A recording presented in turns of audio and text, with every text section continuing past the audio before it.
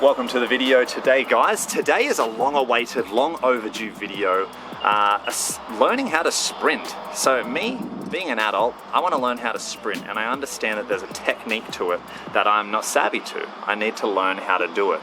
I started back in September last year, 2020, and I've been learning the technique from a coach. I've had some issues in terms of shin splints because of the stress, the technique on hard ground. I've hit a groove where I am training mainly on grass, and I'm getting coached. So I'm learning the right technique, how to do it, and it's gradually getting better and better. So I'm able to train consistently each week now, and I've come down to the Oval to meet up with my coach, show you guys what I'm doing today, ask a few questions to learn a little bit more about how me can approach and how you guys at home watching can approach sprinting into adulthood. All right, guys, so we're here with Lenny about to start the sprint session. Before we get into it, I just wanted to ask Lenny a couple of questions, just in general, of how an adult should approach sprinting. Just wondering, Lenny, like from your experience, me as an adult being 30, is there anything that I should do different? Is there anything that us doing a session you'll approach different because of my age? Or is it kind of, if you wanted to get into sprinting, there's a very, being general, like a general protocol to how you would do it? Generally, I mean, I would kind of get some background into what you've been doing and what kind of your experience is prior to this. So have you done any sprint training before? And if so, what was it? Like, and kind of what surface you've done it on and things like that. So I'd kind of get a background, but I would always start anybody on basic. Okay. So I would watch their warm up and I would watch how they do a jog. How would you structure a training session for someone like me who has a strength training background and is grown? I'm an adult. So what I've previously seen from you from videos is that today I'm going to work on stiffness, so not sinking. So generally when we do run, like anybody, like if you're not very strong, like you're going to have that sinking on landing. But even for people who do have strength, it's still a completely different movement. And it's still a completely different feeling of running and not sinking into the ground. So like I've got the mini hurdle set up and we're going to work on ankle stiffness and not sinking into the ground. So it's like reacting. And I always say to my little kids, pretend like it's hot sand. And I'll have them progressively set higher so that it enables you to get that high heel tuck, but also strike in the right position to get that nice quick leg turn. Okay, and is there anything that I demonstrate that is quite common when you see adults trying to learn sprinting? Like what would be the main issues that you see for adults coming into it? One of the main issue is hands inside the face. So running and the hands are here, whereas your hands need to come to your midline. But yeah, it's this because people tend to be a little bit robotic and their hands are coming to the side of their face where they should come to the midline of your body. So that is one common thing that I do see. And that undoes technique that much? Yeah, it can, yeah. Oh, and even if people are like coming and swinging their hands in and then coming down, yeah, it's all time. Athletics and running is so technical. Well, I base my training on being very technical because at the end of the day, technique is always going to trump somebody who grinds it out. When you grind it out, you get tired quicker. We call it energy dispersing. You know, you're landing in front of your hip, you're dispersing energy into the ground. But if you're elevated and you're landing in the right position, all that energy is going up and down, and that's what you want. Yeah. All right. Well, we have a great facility here at the moment. My arm is getting really sore holding this out, so let's get into it. Yeah, learning to run's hard. So cycle skipping, so I really want you to focus on that heel tuck, heel to hamstring. So we're not just going up and down now, we're cycling our leg.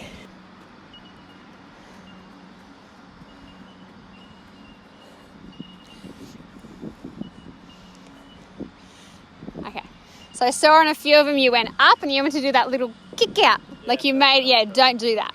So come up and just let it naturally come down, So just heel tuck nice and high. Think about where your hands are.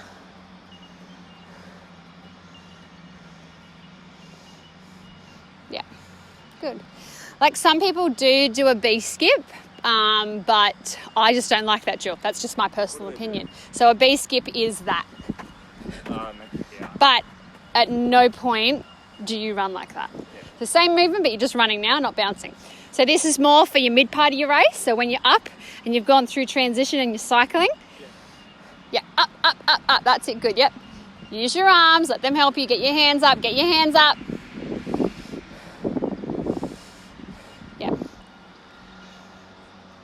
Good. Get your hands up. That's a good. Dorsiflex your toes though. Dorsiflex. Yeah, okay. Not too bad. Okay, so I like this drill. So people call it different things, but it's a hit and stick drill. Okay, so it's working on having that strong, stiff ankle when we're running. So 1, 2, hold. Yep. 1, 2, 3. Yep. Yeah, so punch the ground. Don't be on your toes though. You want to give yourself as much room as possible. You got more surface area if your foot's flat on the ground. If you're going on your toes, you got so much more room for error.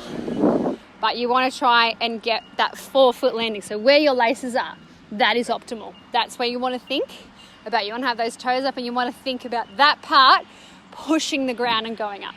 Yeah, you're giving yourself more surface area, so you've got less room for error. But I mean, that gone are the days of running on your toes. So I used to do. That's what I was doing. That's what I was taught. Okay, so remember, lifting up. Okay, same concept as the hurdle hops. Everything is up. That's it. Up, up, up, up, up. Leaning back just slightly. I get that a lot with high knees. People go, oh, I'm just going to lean back a bit. But you've got to keep your core nice and strong. So it's got to be contracted to hold that running position. Like, you never want to be like super upright. It's just like a little 5-10 degree, which is the hard part.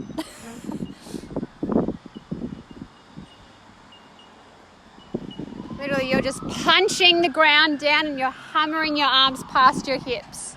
That's what sends you forward. Okay, think up and over, not up and through. Up, up, up, up, up. That's one of the hardest things. Is that when you're older, you can be set in your ways and you've done something for a long time. So you're either going to go one end of the scale or the other. You know it's going to feel really different. Yeah. But then again, the hard part is trying to fix that, or you've actually got no idea. You're like, well, I didn't feel that. Yeah. Okay, I think you tried. Like, to me, it looks like you executed it really well, and you're like, oh, I've never done that before, and then you're like, ah, shit, and then you're like, oh, okay, keep doing it. I felt the best. But yeah, that was better. So execute that, but concentrate. But yeah, punch the ground. That was really good. You were striking forceful. Good. Yeah, same. You're mimicking, just off the wickets. Yeah. That's a good tall.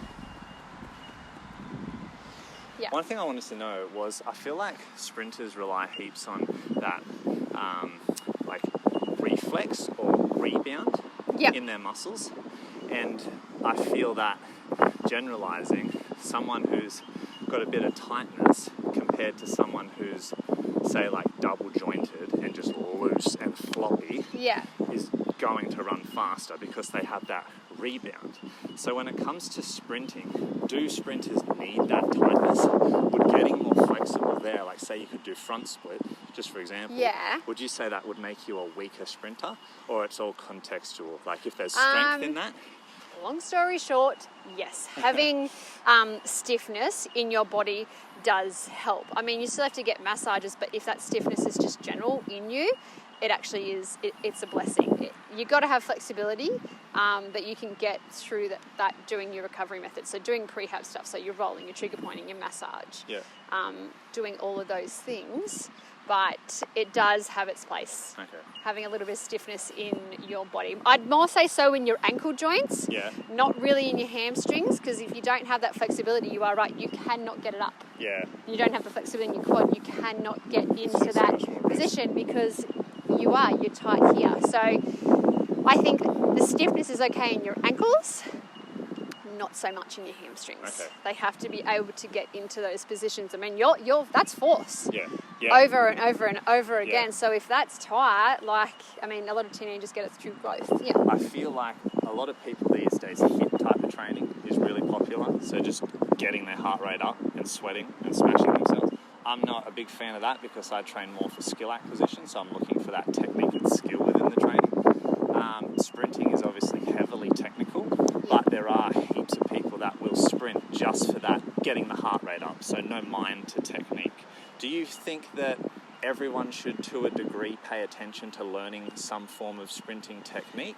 Or do you think it's inherently dangerous to sprint? As in, when I say sprint, I mean like 90 to 100% effort running. Yeah, it doesn't matter how fast you're running, technique counts. Yeah.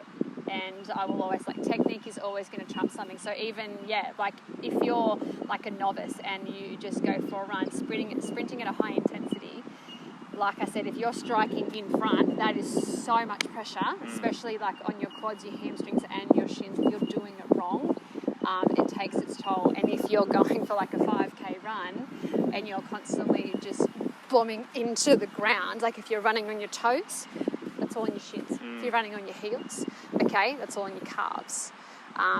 So yeah, technique for me is everything, whether you're doing a 5K stroll or you're sprinting at 100%.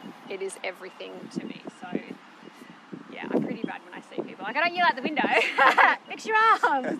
But no, the thought process goes through my mind. Right. Yeah. I know you got to head off, Lenny, so thanks so much for your time today. No I worries. have heaps of other questions, so maybe another session will be definitely in order. So yeah, thanks a lot for your time, Lenny. No worries. That's it for the video today, guys. I just spat at the camera. If you got something out of it, make sure you give it a like. Any additional questions, ask in the comments below. This isn't the end of the series. My aim is to run the 100 meters in under 12 seconds, so 11 something. So any questions you guys ask may be answered in the next video, or maybe they'll just be answered in the comments section down below. Sorry about the harsh light. It was super sunny today, so filming under a time limit, it was had to make some compromises, but I think you got the story. I think you got the information. Subscribe if you got something out of this video. You can expect more things like that. Like the video if you enjoyed it, and I will see you for the next one.